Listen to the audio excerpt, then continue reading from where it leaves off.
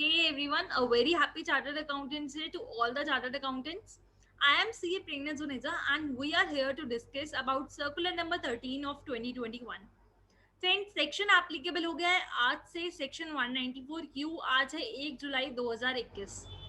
Section कहता है कि बायर है अगर आप गुड्स के आपने परचेज करी है कोई goods from a resident seller और आपकी टर्नओवर फ्रॉम बिजनेस पिछले फाइनेंशियल ईयर में 10 करोड़ से ज्यादा थी, इस साल आप जो परचेज कर रहे हैं 50 लाख से ऊपर कर रहे हैं, तो आपको 0.1% टीडीएस डिडक्ट करना है अपने सेलर का। कब करना है? At the time of making the payment और at the time of booking the entry which ever is earlier, जो नॉर्मल टीडीएस के केसेस में भी होता है। इनकम टैक्स लेके आया है सर्कुलर, डिपार्टमेंट लेके आया है सर्कुलर, जिसमें उन्होंने कुछ और मॉडिफिकेशंस भी कर दिए हैं सेक्शंस में, कुछ एलिजिबिलिटीज ले आए हैं, कुछ एग्जाम्पशंस भी लाए हैं। देखते हैं सेक्शन में क्या क्या चीजें और अब आ गई हैं, कौन से ऐसे गुड्स आ गए हैं जिनके ऊपर ये सेक्शन एप्लीकेबल नहीं होगा, कौन से ऐसे अमाउंट आ गए हैं स्पेसिफिकली जिसके ऊपर ये सेक्शन एप्लीकेबल नहीं होगा, कौन सा ऐसा बायर आ गया है जिसके ऊपर ये सेक्शन एप्लीकेबल नहीं होगा। Let's see. I am sharing circular number 13 of 2021 with you. तो सबसे पहले इन्होंने वही मेंशन करा है कि सेक्शन की एप्लीकेबिलिटी क्या है, जो हमने अभी देखा। सेक्शन की एप्लीकेबिलिटी है रेजिडेंट सेलर से परचेज कर रहा है एक बायर, बायर की पिछले साल की टर्नओवर ऑफ बिजनेस जो है वो 10 करोड़ से ऊपर है, परचेज जो कर रहा है इस साल 50 लाख से ऊपर कर रहा है, टीडीएस काटना है 0.1%। कब काटना है? At the time of booking the entry और at the time of payment which ever is earlier. Section में कुछ एग्जाम्पशंस ऑलरेडी मेंशन थी, जैसे कि अगर आपका टीसीएस जो है वो कलेक्ट हो रखा है या फिर अगर आपका टीडीएस किसी और सेक्शन में कलेक्ट हो रखा है, तो कुछ एग्जाम्पशंस ऑलरेडी मेंशन थी। उसके साथ साथ हमने एक और वीडियो बनाया था जिसमें हमने सेक्शन 206 C1H के साथ 194 क्यू का कंपैरिजन करा था। उसमें हमने देखा था कि अगर 194 क्यू लग गया तो 206 C1H की एप्लीकेबिलिटी नहीं थी। तो अब इन्होंने और क्या चीजें लेके आए हैं देखते हैं। सबसे पहले डिपार्टमेंट ने जो क्लेरिफाई करा है पॉइंट नंबर 1 में, वो करा है कि कुछ ऐसे गुड्स हैं जिनके ऊपर ये सेक्शन एप्लीकेबल प्रैक्टिकली होने में प्रॉब्लम आ रही थी। तो क्योंकि सेक्शन के ऊपर प्रैक्टिकली प्रॉब्लम आ रही थी आने में, तो इन्होंने ये गुड्स को एग्जाम्प्ट कर दिया है। वो गुड्स कौन कौन से हैं? वो गुड्स है आपका transactions in securities and commodities, मतलब जो आपके शेयर्स एंड सिक्योरिटीज होते हैं, तो वो अगर आप ट्रेड करते हैं रिकॉग्नाइज्ड स्टॉक एक्सचेंज से और जो आपकी पेमेंट वगैरह हो रही है वो रिकॉग्नाइज्ड क्लियरिंग कॉर्पोरेशन से हो रही है, तो आपके ऊपर ये सेक्शन एप्लीकेबल नहीं होगा, आपको टीडीएस डिडक्ट नहीं करना होगा। सिमिलरली अगर आप इलेक्ट्रिसिटी, रिन्यूएबल एनर्जी सर्टिफिकेट्स या फिर एनर्जी सेविंग सर्टिफिकेट्स को ट्रेड कर रहे हैं, वो भी गुड्स हैं क्योंकि, तो अगर आप उनकी ट्रेडिंग कर रहे हैं तो through power exchange registered in accordance with regulation 21 of CERC, तो भी आपके ऊपर ये सेक्शन एप्लीकेबल नहीं होगा। तो उन्होंने हमें बेसिकली दो वो दे दिए हैं, गुड्स दे दिए हैं, दो कैटेगरीज ऑफ गुड्स दे दिए हैं जिनके ऊपर अब ये सेक्शन एप्लीकेबल नहीं होने वाला है। कैटेगरी ऑफ गुड्स है आपका पहला शेयर्स एंड सिक्योरिटीज का ट्रांजेक्शन जो है आपका रिकॉग्नाइज स्टॉक एक्सचेंज से होना चाहिए, रिकॉग्नाइज क्लियरिंग कॉर्पोरेशन से आपकी पेमेंट सेटल होनी चाहिए। और दूसरा electricity, renewable energy certificates and energy saving certificates होते हैं आपके सर्टिफिकेट्स, इन्होंने एग्जाम कर दिए। दूसरा पॉइंट जो ये लेके आए हैं इस सर्कुलर में, वो लेके आए हैं कि जो थ्रेशोल्ड लिमिट है आपकी 50 लाख की, वो कैलकुलेट कैसी होगी करंट फाइनेंशियल ईयर में, क्योंकि ये जो फाइनेंशियल ईयर 21-22 है उसमें आपका सेक्शन एप्लीकेबल हो रहा है 1 जुलाई 2021 से, जबकि ऑलरेडी 3 महीने इस फाइनेंशियल ईयर के ऑलरेडी पास हो चुके हैं, बीत चुके हैं। तो जब सेक्शन एप्लीकेबल हुआ तो डाउट ये आया कि क्या ये सेक्शन की जो 50 लाख की एप्लीकेबिलिटी है कि आपको जो परचेज 50 लाख रुपीस की होनी चाहिए, ये आपकी कब से देखी जाएगी? तो उन्होंने हमें बताया कि ये आपको देखना है 1 अप्रैल 2021 से। जी हाँ, आपको 1 अप्रैल 2021 से देखना है कि आपकी परचेज कितनी हुई है। अगर सपोज आप ऑलरेडी 80 लाख की परचेज कर चुके हैं टिल 30 जून, तो आपको न्यू 50 लाख का स्लैब नहीं मिलने वाला कि आप 1 जुलाई से 50 लाख की परचेज कर लो एंड देन टीडीएस की डिडक्शन की लाइबिलिटीज अराइज होंगी। नहीं, आपको टीडीएस आज से ही डिडक्ट करना है अगर आपका 50 लाख क्रॉस हो चुका है। हाँ, अगर आपका 30 लाख ही हुआ है टर्नओवर तो आप 20 लाख तक और रुक जाइए, फिर 50 लाख रुपीस हो जाएगा जब, तो उसके बाद आप टीडीएस डिडक्ट करना स्टार्ट कर सकते हैं। एक और इन्होंने क्लैरिफिकेशन दी है इस सर्कुलर में, एडजस्टमेंट फॉर जीएसटी और परचेज रिटर्न्स। तो इन्होंने ये बोला है कि अगर आपका एडवांस में पेमेंट हो रही है, पहले हम जीएसटी की बात कर रहे हैं फिर परचेज रिटर्न की करेंगे, तो जीएसटी के लिए इन्होंने बोला कि अगर तो आप जो पेमेंट कर रहे हैं वो एडवांस में कर रहे हैं, यानी कि अगर तो आप जो टीडीएस डिडक्ट कर रहे हैं वो पेमेंट वाले उस पे पॉइंट पे कर रहे हैं, being the payment earlier of the credit, तो आपको टीडीएस पूरे अमाउंट पे डिडक्ट करना है, इररिस्पेक्टिव कि उस अमाउंट पे जीएसटी का कंपोनेंट है कि नहीं है।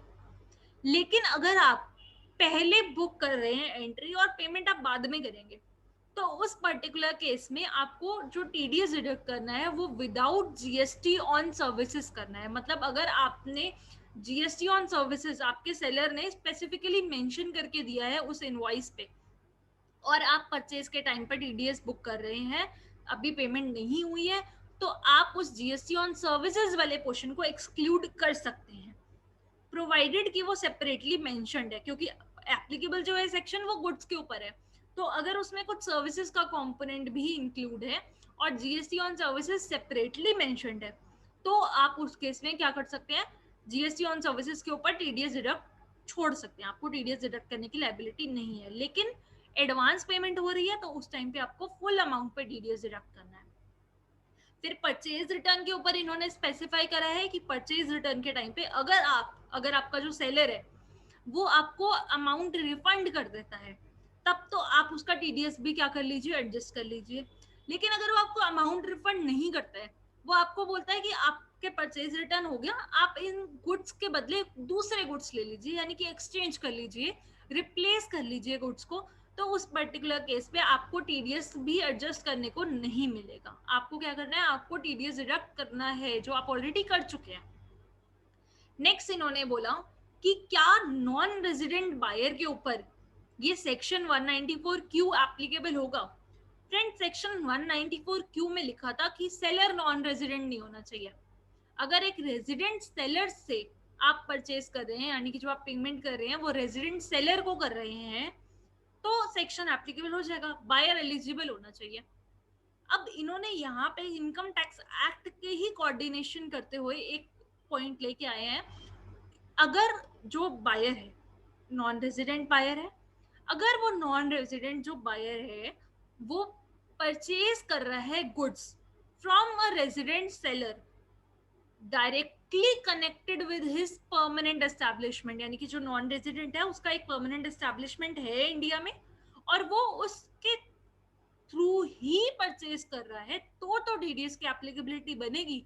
लेकिन अगर वो नॉन रेजिडेंट का कोई परमानेंट एस्टैब्लिशमेंट है ही नहीं इंडिया में, और प्लस वो जो परचेज कर रहा है वो भी डायरेक्टली कनेक्टेड नहीं है किसी परमानेंट एस्टैब्लिशमेंट में से, तो उस केस में नॉन रेजिडेंट बायर को 194 क्यू में टीडीएस डिडक्ट करने की एप्लीकेबिलिटी नहीं आएगी।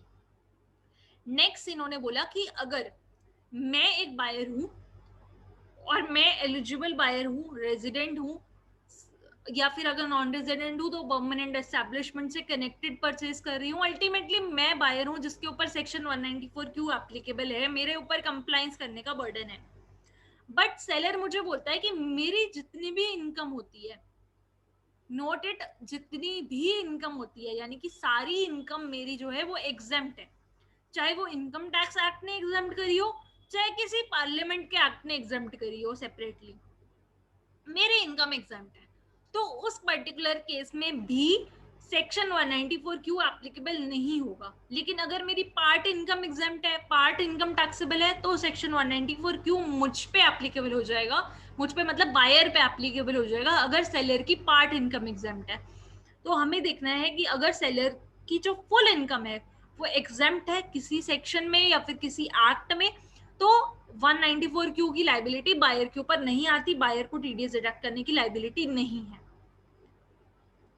Whether tax is required to be deducted on advance payment, definitely tax is required to be deducted at the time of booking of entry or at the time of payment, whichever is earlier.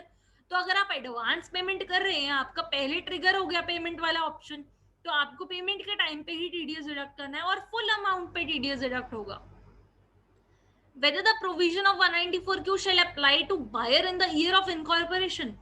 Section 194Q, हमें उसने provisions में mention करा कि eligible buyer होने के लिए आपके पिछले साल की जो टर्नओवर है वो कितनी होनी चाहिए, 10 करोड़ से ऊपर होनी चाहिए फ्रॉम बिजनेस।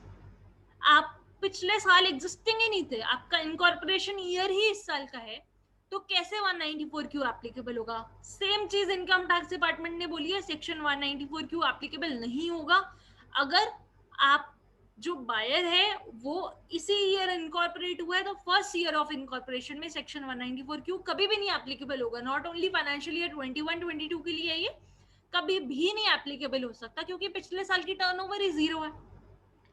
फिर है whether 194Q shall apply अगर बायर की टर्नओवर फ्रॉम बिजनेस 10 करोड़ से कम है। मतलब क्या कहना चाहते हैं कि अगर बायर की टर्नओवर बिजनेस से तो 10 करोड़ से कम है, लेकिन टोटल टर्नओवर 10 करोड़ से ऊपर है, तो हो सकता है ना नॉन बिजनेस टर्नओवर भी कोई हो सकता है कोई नॉन बिजनेस रिसिप्ट्स हो सकता है।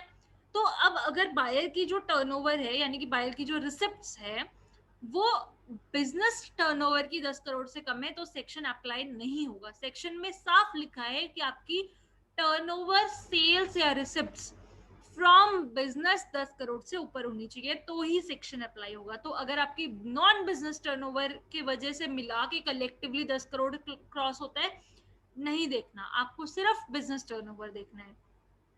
लास्ट पॉइंट, बहुत इंपॉर्टेंट पॉइंट जो इन्होंने बताया कि सेक्शन 194O यानी कि टीडीएस ई कॉमर्स ऑपरेटर्स जो डिडक्ट करते हैं, सेक्शन 206C1H यानी कि सेलर जो टीसीएस कलेक्ट करता है सिमिलर ट्रांजेक्शन्स पे, और 194Q का क्रॉस एप्लीकेशन कैसे होगा, कौन सा सेक्शन प्रिवेल करेगा कौन सा नहीं करेगा।